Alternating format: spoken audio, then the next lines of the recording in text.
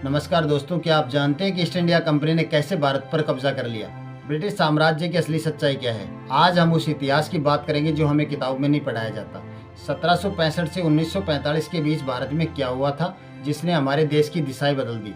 कैसे 125 लोगों ने 70,000 पाउंड लेकर पूरे देश को गुलाम बना दिया और किस तरह से हमारे पूर्वजों ने इसके खिलाफ विरोध किया? आज इतिहास के उन पन्नों को पलटते हैं और समझते हैं आज के इस वीडियो में।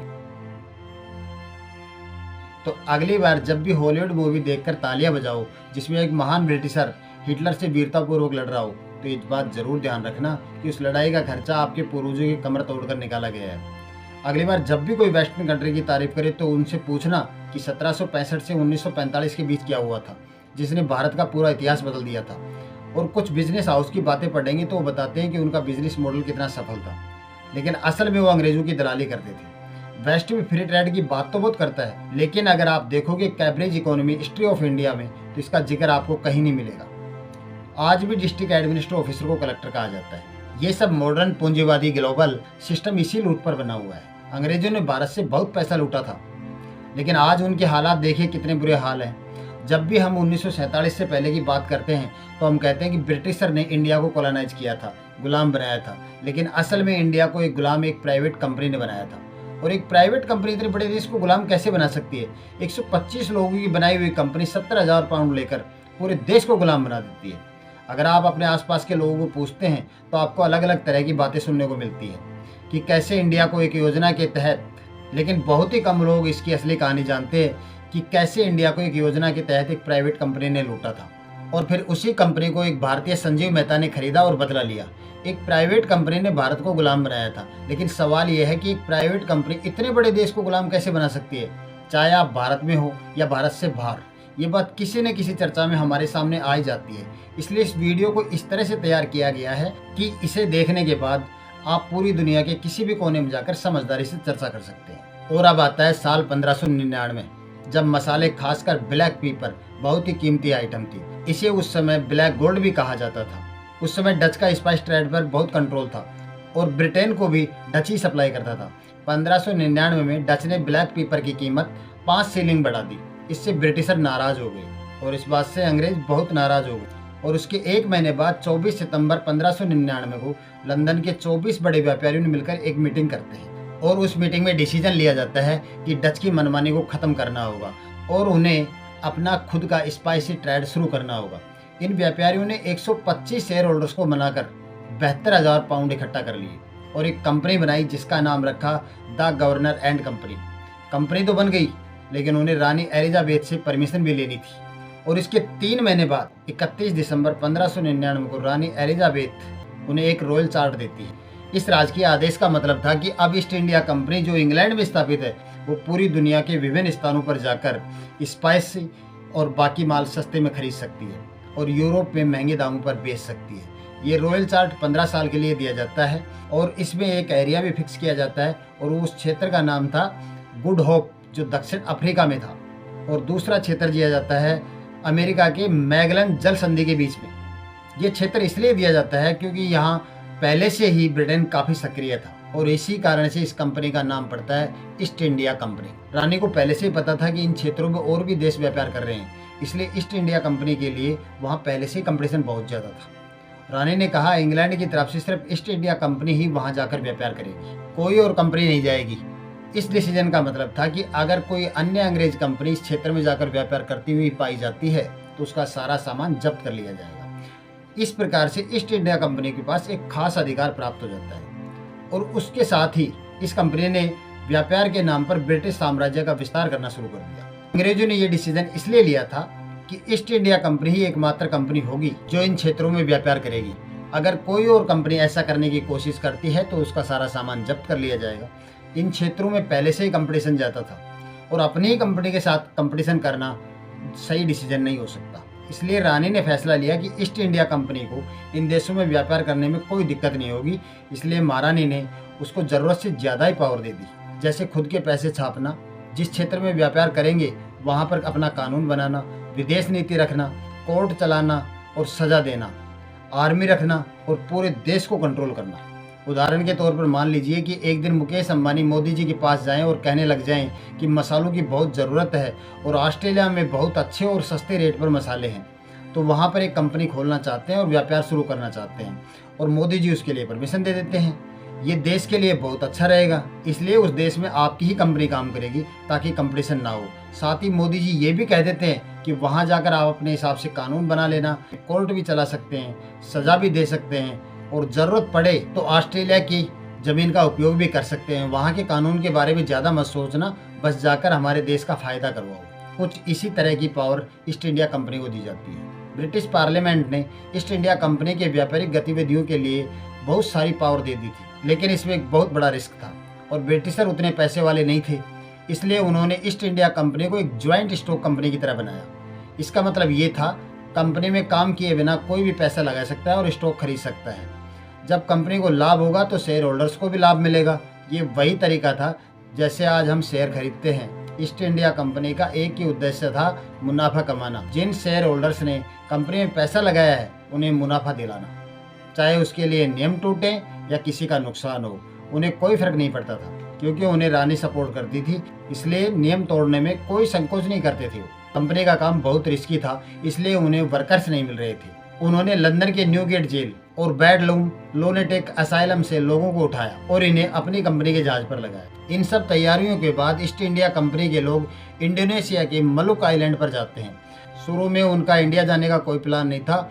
मलुक आइलैंड पर स्पाइस का बहुत ट्रेड होता था, लेकिन उन्हें वहां पहुंचने पर पता चलता है कि स्पेनिश और पुर्तगाली और डच व्यापारी पहले से ही वहां मौजूद थे। Dutch traders United east India company वहां की बहुत बड़ी कंपनी थी और उनकी आर्मी बहुत बड़ी थी। जब ईस्ट इंडिया कंपनी वहां पहुंची तो उन्हें वहां काम नहीं मिला और उन्हें वहां से भगा दिया जाता है। इसके बाद वो लोग वापस इंग्लैंड आ गए और उन्होंने दोबारा जाने की योजना बनाई और इस बार उन्होंने सोचा कि वो इंडिया जाएंगे। 1498 से इंडोनेशिया में पहले से पुर्तगाली व्यापार कर रहे थे। इसके बावजूद ईस्ट इंडिया कंपनी ने इंडिया में व्यापार करने का डिसीजन लिया। 1608 में विलियम हंकिस जो कंपनी के राजनयिक थे, इनको एक हेक्टर नाम का जहाज दिया जाता है और 24 अगस्त 1608 को विलियम हंकिस पहली बार भारत के सूरत बंदरगाह पर पहुंचता है और उस समय की भारत की एक स्थिति पर नजर डालते हैं। उस वक्त भारत में मुगलों का साम्राज्य था और वो अपनी सबसे ऊंचाई पर थे। अधिकतम क्षेत्रों पर मुगलों का शासन था, नीचे के कुछ हिस्सों में दूसरों राजाओं का शासन था। मुगल साम्राज्य का मैन बादशाह होता था और वो पूरे साम्राज्य को 12 सूबों में विभाजित कर रखा था। उस समय मुगलों ने भारत को प्रांतों में बांट रखा था और जिनको प्रोविंस कहा जाता था। जैसे आज के समय में राज्य होते हैं, उस समय में मुगलों ने पूरे साम्राज्य को प्रांतों में विभाजित कर रखा था। इन प्रोविंस को सूबेदार यानी गवर्नर हेड करते थे। इन गवर्नरों का काम था स्थानीय जनता से कर लेना और मुगल सम्राट को सौंप देना, जिससे साम्राज्य की सेना और प्रशासन कार्यों में खर्चा पूरा कर सके। उस समय ब्रिटेन के मुकाबले भारत एक बहुत अमीर देश था। भारत को उस समय एक आर्थिक महाशक्ति माना जाता था। पूरी दुनिया में टेक्सटाइल मैन्युफैक्चरिंग में भारत प्रमुख स्थान था। जैसे आज चीन का मैन्युफैक्चरिंग का वर्चस्व है, उस समय भारत अकेला पूरी दुनिया को 25% मैन्युफैक्चरिंग सप्लाई करता था। कई सारे क्लॉथिंग के नाम पर जैसे शॉल, पजामा, खाकी, कमरबंद आदि भारत से ही बनते थे और पूरी दुनिया में फेमस थे। पूरे यूरोप की अर्थव्यवस्था को जोड़ने के बावजूद भी भारत की अर्थव्यवस्था उस समय बहुत ज़्यादा बड़ी थी। जब हंकिस पहली बार सूरत पहुंचे तो उन्होंने मुगल दरबार में प्रवेश करने का प्रयास किया। उनका उद्देश्य था मुगलों के साथ व्यापारिक समझौता करना और मुगलों की अनुमति के बिना भारत में व्यापार करना बिल्कुल इम्पॉसिबल था। हंकिस ने बादशाह जाकिर से मिलने की योजना बनाई और उनकी मंजूरी प्राप्त करने के लिए कई प्रयास किए। ये कार्य उनके लिए बहुत कठिन था, लेकिन उन्होंने हिम्मत नहीं हारी। उस समय भारत का मुगल साम्राज्य इतना विशाल और शक्तिशाली था कि उनकी तुलना आज की 21 ट्रिलियन डॉलर की अर्थव्यवस्था से की जा सकती है। मुगल 24 अगस्त 1608 को हंकिस फिर भारत के सूरत बंदरगाह पहुंचता है। वहां पहुंचने के बाद उसे समझ में आ गया कि यहाँ जो पुर्तगाली पहले से व्यापार कर रहे हैं, मुगलों के साथ उनकी अच्छी पकड़ है। काफ़ी समय से व्यापार कर रहे थे। हंकिस को ये समझ में आ गया था कि उन्हें यहाँ व्यापार करना है तो मुगलों को इम्प्रेस करना होगा, उनकी अनुमति लेनी होगी। उस समय भारत की राजधानी आगरा थी, वहीं से परमिशन और अप्रूवल मिलती थी। इसलिए हंकिस सूरत से उठकर सीधा आगरा पहुंच गया। आगरा में उन्होंने बादशाह जागीर से मिलने की कोशिश की और उन्हें इम्प्रेस करने के लिए कई प्रयास किए। उन प्रयासों में सफल होने के लिए हंकिस ने अफगानी ड्रेस पहनी और टूटी फूटी तुर्की भाषा में बात करने का प्रयास भी किया उनका उद्देश्य था कि वो मुगलों के दरबार में अलग दिखे, मुगलों की संस्कृति का सम्मान करें। हांकिस ने मुगलों को इम्प्रेस करने के लिए कई उपहार भी लेकर आए, तुर्की भाषा में बात करने की कोशिश भी की, लेकिन मुगलों ने ब्रिटिशर को असभ्य और गंवार समझा और मुगल भी पुर्तगाल व्यापारियों को नाराज नहीं करना चाहते थे, इसलिए उन्होंने हांकिस को ज़्यादा महत्व दिया नहीं। जब हांकिस लौट रहे थे तो उन्होंने एक आर्मेनियन क्रिश्चियन पत्नी को तोहफा दिया। एक बार फिर ये लोग जहाज लेकर सूरत पहुंच गए, लेकिन स्थानीय अधिकारियों ने पुर्तगाली व्यापारियों के डर से उन्हें वापस भेज दिया। इस दौरान ईस्ट इंडिया कंपनी के अधिकारी लगातार प्रयास कर रहे थे कि मुगलों से किसी प्रकार से समझौता हो जाए। उधर ब्रिटेन में 24 मार्च 1603 को रानी एलिजाबेथ की मृत्यु हो जाती है और उसी दिन ब्रिटेन के नए राजा किंग जेम्स बनते हैं। इसके बाद ईस्ट इंडिया कंपनी के डायरेक्टर किंग जेम्स से मिलते हैं और उनसे निवेदन करते हैं कि अगर वो एक राजदूत और भेजेंगे तो उनकी बात बहुत ज़्यादा गंभीरता से ली जाएगी, शायद व्यापार की बात बन जाए। किंग जेम्स इनकी बात को मान जाते हैं और 18 सितंबर 1615 को अपना एक राजदूत थॉमस रो को एक जहाज से सूरत भेजते हैं। थॉमस एक बहुत ही चालाक किस्म का आदमी था। उसने हांकिस की गलतियों से सबक लिया और वो सीधा बादशाह जागीर से मिला और उसे इंग्लैंड के व्यापार करने के फायदे समझाए। थॉमस ने जागीर को समझाया कि ईस्ट इंडिया कंपनी यहाँ व्यापार करेगी तो सालाना आपको पैसे देगी, उसका फ़ायदा होगा आपको। जागीर को थॉमस की बात समझ में आ गई और 3 साल लगातार प्रयास करने के बाद जागीर ने एक शाही फरमान जारी किया जिसमें एक सीमित क्षेत्र में ईस्ट इंडिया कंपनी को व्यापार करने की अनुमति दी जाती है और इसके बदले में ईस्ट इंडिया कंपनी को हर साल पैसा देना होगा। सबसे पहले सूरत में फैक्ट्री खोलने की अनुमति दी जाती है, लेकिन सीमित व्यापारिक संस्थानों के साथ। इसके बाद थॉमस वापस इंग्लैंड आकर ईस्ट इंडिया कंपनी के डायरेक्टर को समझाते हैं कि मुगलों के साथ लड़ाई करना कोई आसान काम नहीं है। ब्रिटिश ईस्ट इंडिया कंपनी को यह समझ में आ गया था कि भारत के अंदरूनी इलाकों में घुसने के बजाय उन्हें सी फोर्ट्स के माध्यम से अपना व्यापार शुरू करना चाहिए। उनका टारगेट था कि भारत से सस्ता सामान खरीदना और यूरोप में महंगे दामों पर बेचा जाए। और अब फाइनली ईस्ट इंडिया कंपनी का काम भारत में शुरू हो जाता है, लेकिन उनकी महत्वाकांक्षाएं बहुत बड़ी थी। उन्होंने गोलकोंडा के सुल्तान से बात करके आंध्र प्रदेश के मछलीपट्टनम में दूसरी फैक्ट्री खोलने की अनुमति प्राप्त की। इसके बाद 1620 में उन्होंने पटना में तीसरी फैक्ट्री खोली, लेकिन वो ज़्यादा समय चल नहीं पाई और 1 साल में बंद करनी पड़ गई। शुरुआत में भारत में कंपनी को ज़्यादा व्यापार करने का अवसर नहीं मिल रहा था, लेकिन आने वाले 20 सालों में जहाँ जहाँ भी मौका मिला उन्होंने अपना व्यापार का विस्तार किया और उन्होंने अपनी पकड़ मजबूत कर ली। जहाँ जहाँ कंपनी ने व्यापार शुरू किया वहाँ वहाँ विकास भी हुआ और लोग उन इलाकों में बसने भी लगे। 1640 तक कंपनी काफ़ी हद तक मजबूत हो चुकी थी। उन्होंने महसूस किया कि विजयनगर साम्राज्य काफ़ी कमज़ोर हो रहा है। अब तक उन्होंने कहीं भी कोई लड़ाई नहीं लड़ी थी, बल्कि राजाओं को विभिन्न प्रकार के लालच देकर अपने व्यापार को बढ़ाने का रास्ता निकाल रही थी। उन्होंने विजयनगर के राजा को समझाया कि व्यापार करने से उनका कैसे फायदा होगा। राजा ने उन्हें मद्रासपट्टनम नामक एक मछली पकड़ने वाले गांव में उन्हें 3 मील लंबा क्षेत्र दे दिया। राजा ने इन व्यापारियों को अलग से इसलिए क्षेत्र दिया था ताकि वो आराम से रह सकें और व्यापार कर सकें। इससे आम जनता को कोई परेशानी नहीं होगी। जब कंपनी को ये जगह मिली तो उन्होंने सुरक्षा के लिए किले बना लिए। ब्रिटिश ईस्ट इंडिया कंपनी ने इस किले को सेंट जॉर्ज ने बनाया था और उस एरिया को मद्रास नाम दिया जाता है। कई सालों तक वहाँ व्यापार किया और फिर 1662 को इंग्लैंड के राजा पुर्तगाली रानी कैथरीन से शादी कर लेते हैं और दहेज में उन्हें बम्बई का आइलैंड मिलता है जिसे हम आज मुंबई कहते हैं। और बम्बई आने के बाद ईस्ट इंडिया कंपनी के लिए व्यापार करना और भी आसान हो गया, लेकिन अभी तक ब्रिटिशर केवल सी पोर्ट्स पर ही व्यापार कर रहे थे क्योंकि मुगल उन्हें अंदर घुसने की परमिशन नहीं दे रहे थे। उस समय बंगाल का इलाका, जिसमें आज उड़ीसा, बंगाल, बांग्लादेश, बिहार शामिल था, बहुत ही समृद्ध था। वहाँ की फसलें बहुत अच्छी होती थी। ढाका की टेक्सटाइल मैन्युफैक्चरिंग बहुत फेमस थी। यही कारण था कि ईस्ट इंडिया कंपनी हमेशा से बंगाल में व्यापार करने का सपना देखती थी। और बंगाल के गवर्नर शाइस्ता खान, जो मुगल सम्राट औरंगजेब के मामा थे, ब्रिटिशर को बिल्कुल भी पसंद नहीं करते थे। लेकिन ईस्ट इंडिया कंपनी ने विलियम होजेस को भेजा ताकि वो शाइस्ता खान को मना सके और बंगाल में व्यापार शुरू कर सके। और अब 1681 में ईस्ट इंडिया कंपनी का डायरेक्टर बनता है जोसिया चाइल्ड, जो थोड़ा घमंडी था। उसने पहले हुए समझौतों को सही से फॉलो नहीं किया और गवर्नर ने टैक्स बढ़ाकर 2% से 3.5% तक कर दिया। जोसिया चाइल्ड ने इसे मानने से इनकार कर दिया और धमकी दी अगर टैक्स बढ़ाया गया तो वो चित्तगोंग को कैप्चर कर लेंगे।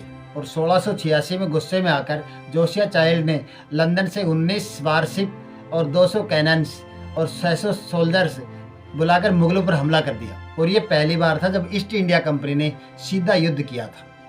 लेकिन मुगल उस समय बहुत ताकतवर थे, उन्होंने ईस्ट इंडिया कंपनी को बुरी तरह से हरा दिया और फिर मुगलों ने कंपनी के लोगों को सूरत और ढाका में कैदी बना लिया और उनकी फैक्ट्रीज पर कब्जा कर लिया गया। ईस्ट इंडिया कंपनी को अपनी गलती का एहसास होता है और उन्हें मुगलों से माफ़ी मांगना शुरू कर दिया।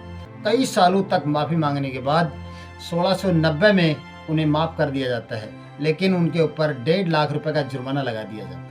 1707 में औरंगजेब की मृत्यु हो गई और मुगलों की ताकत कमज़ोर पड़ने लग गई। कई सम्राट बदले, मुगल साम्राज्य बहुत कमज़ोर हो गया था और 1717 में मुगल सम्राट के फारूक सियार ने ईस्ट इंडिया कंपनी को बंगाल में व्यापार करने की अनुमति दे दी जाती है और फारूक सियार ने कंपनी से गिफ्ट लिए और एक सर्जन से उनकी कोई बीमारी भी ठीक कर दी थी। मुगल सम्राट ने गवर्नर को एक फरमान भेजा कि ईस्ट इंडिया कंपनी फ्री में ट्रेड करेगी, यानी जो इम्पोर्ट एक्सपोर्ट होंगे उस पर कोई अलग से टैक्स नहीं देना होगा, सिर्फ सालाना टैक्स ही देना होगा। इसका मतलब ये होगा कि कंपनी बिना किसी चेकिंग के सामान ट्रांसफर कर सकती है और अब बंगाल के गवर्नर को ये व्यवस्था अच्छी नहीं लगी, लेकिन वो मुगल साम्राज्य के अधीन था, इसलिए उन्हें मानना पड़ा।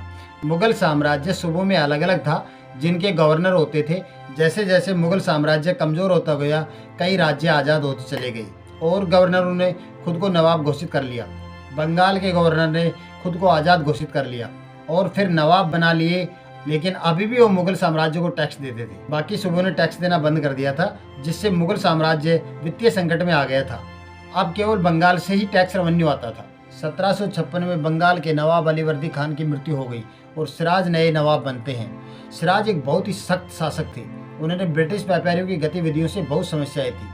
उनकी 3 समस्याएं थी। ईस्ट इंडिया कंपनी बंगाल में किले बना रही थी, कंपनी मुगल सम्राट को खुश करने के लिए पॉलिसियों का गलत उपयोग कर रही थी, कंपनी बंगाल से भगाए हुए अधिकारियों को अपने पास रख रही थी। सिराज ने ईस्ट इंडिया कंपनी को कई बार समझाया, लेकिन वो नहीं माने। एक दिन सिराज 3000 सैनिकों के साथ कोलकाता की फैक्ट्री पर कब्जा कर लिया और वर्करों को एक अंधेरी कालकोठरी में बंद कर दिया, जिससे उनकी मृत्यु हो गई। सिराज ने कंपनी के किले पर कब्जा कर लिया। ये पहली बार था जब ईस्ट इंडिया कंपनी सीधी लड़ाई में उतरना पड़ा था। साउथ में बसी ईस्ट इंडिया कंपनी ने रॉबर्ट क्लाइवर को भेजा ताकि वो सिराज की इस हरकत का जवाब दे सके। क्लाइव ने क्या किया, मीर जाफर जो सिराज के आर्मी कमांडर थे और उन्हें राजा बनाना चाहते थे, इसके अलावा उन्हें एक धनी व्यक्ति से भी संपर्क किया और उन्हें अपनी ओर मिलाने के लिए लालच दिया और जगत सेठ ने इस लड़ाई के लिए पूरी फंडिंग की और 23 जून 1757 को प्लासी का युद्ध शुरू होता है।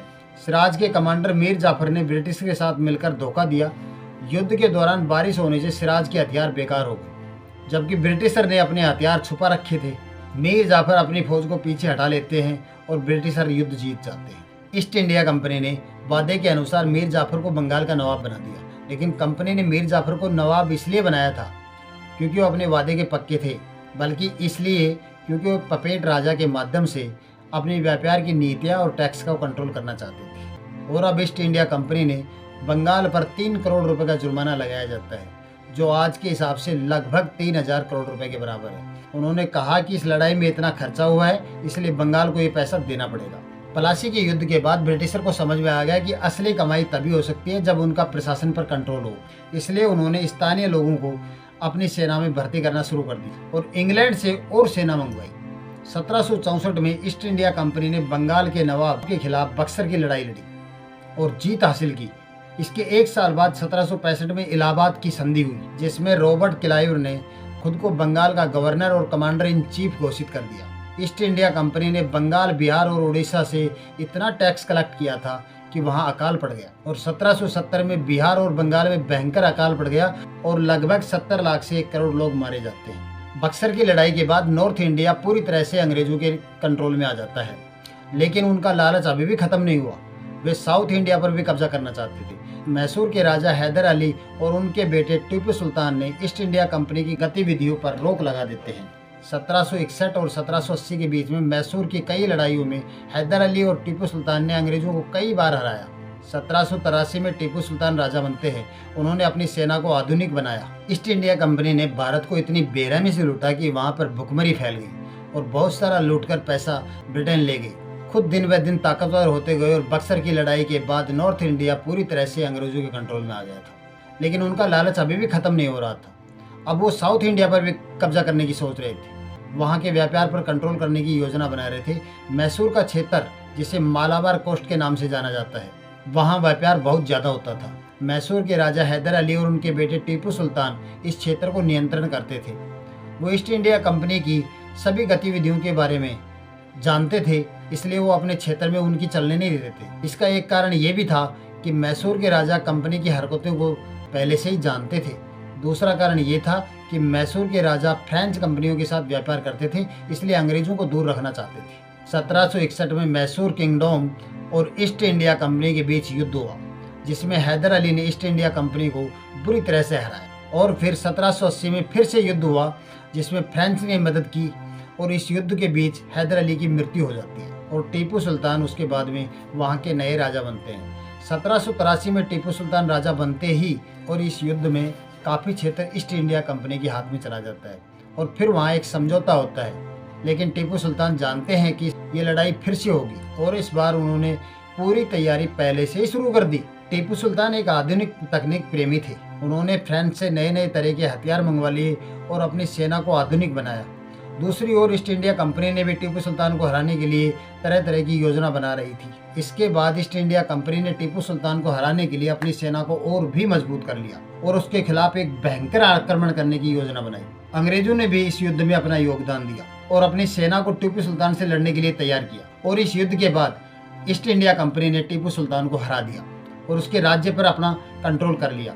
अंग्रेजों ने अपनी इस विजय को देखते हुए टीपू सुल्तान के खिलाफ और भी कड़ी नीतियां लागू कर देते हैं और अब उसके राज्य को ब्रिटिश साम्राज्य का हिस्सा बना देते हैं। दोस्तों, इस वीडियो को देखने के बाद मैं आपको इतना ही कहना चाहूँगा कि हमारे वीरों का बलिदान और वीरों की गाथाएं हमारे दिलों में अमिट रहेंगी। हमें अपने देश की सेवा और सम्मान की भावनाओं को हमेशा बनाए रखना चाहिए। जय हिंद, वंदे मातरम। धन्यवाद दोस्तों। अगर आपको ये वीडियो पसंद आया हो तो इसे लाइक करें, चैनल को सब्सक्राइब करें और शेयर करें और कमेंट करके बताएं आपको वीडियो कैसी लगी। और वीडियो देखने के लिए आपका धन्यवाद।